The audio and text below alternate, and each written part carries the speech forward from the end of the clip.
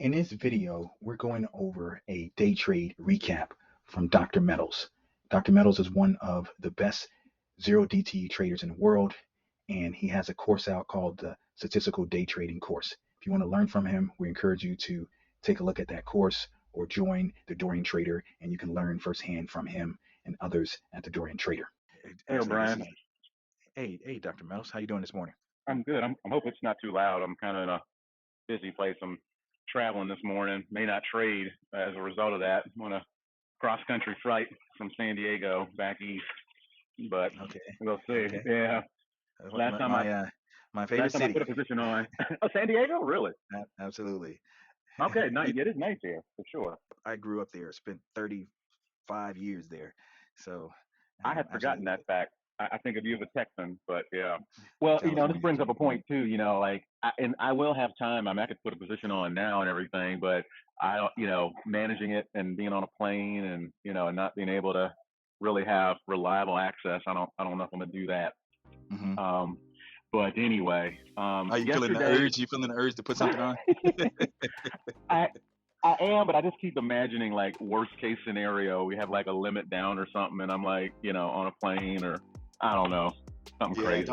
don't do it then. Relax yourself, brother. Yesterday was I gotta say, days where there's some pretty good downward action off of pre-market stuff.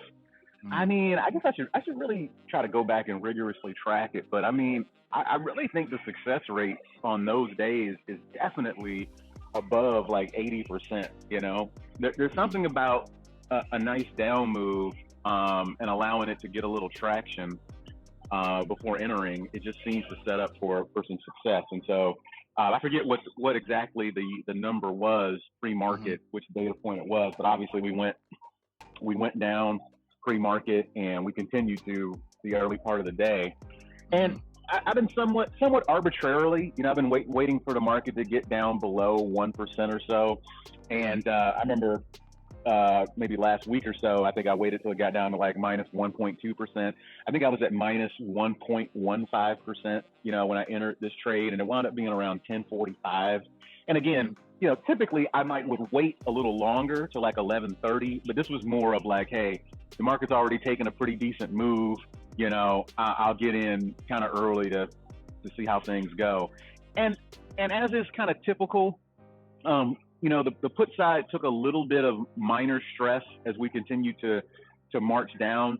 Um, I don't think it ever even got to a 2x though, to be honest, in terms of how negative it was.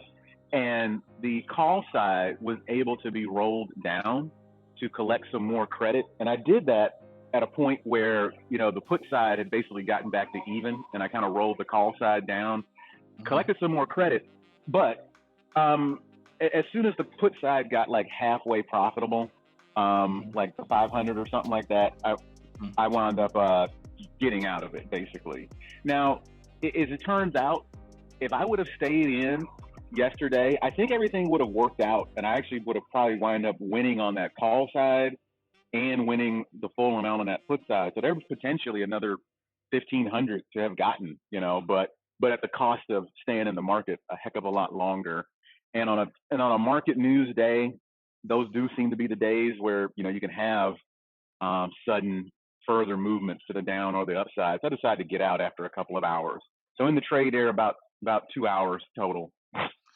So this is really awesome, Dr. Mills. Let me present a few questions. Mm-hmm. So your your timing was excellent yesterday, but it's not like a mistake. You've been doing this type of timing when the market drops. You Correct. have been waiting until it's a little over 1% because that was that's a big move based on the expected move the previous day and the expected move that morning. So you play the odds. You're saying, okay, Mm-hmm. it's not going to drop significantly more from this point. And so that's been working out for you, but it can go It back the can. other direction, right? It absolutely, and it could obviously, we could have one of these nice, 2.5, 3% down days, and just, you know what I Mm. mean. So that could happen too. I mean, there's no doubt about that. Uh, So there's nothing really magical about it, but I will say that I've been successful with these scenarios. When you talk about the percentages and like what what you'd hope to play out, I mean, I would easily say that this has worked out at 80+% winner without having to like adjust. You know what I mean? So Yes. it's a high percentage scenario, which is kind of odd, for that to be the case. So Um, so so Jack yesterday, hmm Dr. Meadows, he came in about 30 minutes before you. I think he got in about hmm 10:15, and right. so I think your timing was better because he got a little stressed after a while because we were dropping quite a bit Now, there for a now, second. did he put on a condor or did he put on just his call? Because that seemed like the kind of day where Jack might have just done a call side, which would have been nice. No, Um, he did a condor yesterday, but hmm he did roll down, hmm technically rolling down. We call it rolling up. He did adjust the call side, and that hmm was that actually gave him more premium. And then he mentioned this morning that he actually had his best percentage day and absolute dollar day yesterday, mm, which was pretty mm, awesome, right? mm. Uh, I thought I was thinking that maybe you or him would get stopped out yesterday, but you guys really Well, did a good job with it. well, the thing too was the degree to which, because I think at most we got down to like one minus 1.5%. I think Hmm. was kind of the bottom for the day, but Hmm. it did it at a pace that allowed the theta to kick in, where I said my put side never really got truly stressed out. I mean, I think it might have flirted with a 2x, but certainly didn't no higher than that. And as you know, if it would have dropped from 1.1 to 1.5%, in a hurry, very rapidly, then Hmm. probably could The have had a put side flash would have stop out probably or something like that. Yeah. exactly, exactly. hmm Yeah, Now, but if you go to the QQQ that I posted, hmm. that was more of that scenario that I talked about. For whatever reason, um, I basically was willing to stay in this trade all Hmm. day. So it's Hmm. kind of the same. It's kind of the same thing I was talking about. Hmm. I put on an initial position. Hmm. The call side got essentially fully profitable. I rolled down to a new call position, and Hmm. I let the put position stay on the whole time. So like this is kind of how SPX could have played out. But my overall amount of risk I had on this was a smaller trade. So I think I was willing to kind of let this one ride the whole day. You know, Hmm. yeah. But it's the Okay, and exact so same dynamic. maybe because of all those maybe because of all the contracts, it kind of makes you want to stay in this hmm QQQ a little longer. hmm So So is it I'm assuming it's worth it, or you wouldn't do it, but making nine 900, a little over 900 here after fees and commissions, is it, do you still make, would you, if it was all equivalent, would you still make more on the SPX after fees and commissions than this because of the contracts, or because yeah, TastyTrade caps you, then that makes it easier? yeah. I mean, honestly, I think it's kind of breaking even. I think the main thing is the tax treatment of this. Like Okay, this is all going to get hit at short term taxes. correct. Um, so that's the bigger thing, honestly. Hmm. Because yeah, the caps commissions definitely help. Because I mean, I think once you go over like 20 contracts, that's it. Hmm. And QQQ doesn't have an exchange fee, like SPX has and whatnot. But I Hmm. do think that between the fewer contracts with SPX and the tax treatment, that would always be the better thing. So in a perfect world, I would trade either NDX, in a Okay, perfect world. Yeah. okay. Yeah, but it's just harder to trade that one. So this QQQ is getting the action. Not bad though. You had a really good day yesterday with the short term trades, and hopefully you will not pull the trigger today, so you can relax on the plane, Right.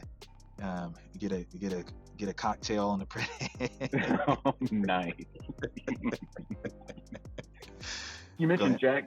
You mentioned Jack did really well. Was it a situation again? He rolled down and collected some more on the call side and let everything. Yeah, this is his role. Okay. This is his role yesterday. So he originally, if I'm gonna get this, if I'm gonna try to get this really quickly, really fast. So he originally collected on an iron condor, $1.23. in total. Mhm. Yeah. And then he got another 45 cents on the call side, and then Mhm. he let that then he let it expire worthless at both Mhm. sides. So Mhm. it played out really well for him, which is nice. Mm. Okay. Yeah, yeah. Excellent. So, the timing was great though, because yours, I think yours was a little better, but his timing was good as well. Coming in at 10:15 or after that jolts number, the market started to go down. Then it went down fast. So Mhm. that and then it stopped a little, kind of paused going later, but it went down so fast that you guys were able to get, so, or at least Jack was, that he came in 30 minutes before you, was able to still get so far away that it allowed him to be able to withstand the additional move that we had. So if we go and kind of look at it really quickly and see his original trade, it's his original puts were at it was at the 41.95, and one of them, one kind of tranche that he did was 41.90. So we never got. I don't think we went. I don't think we went below. We didn't even go below 4200. Not maybe not even 4210.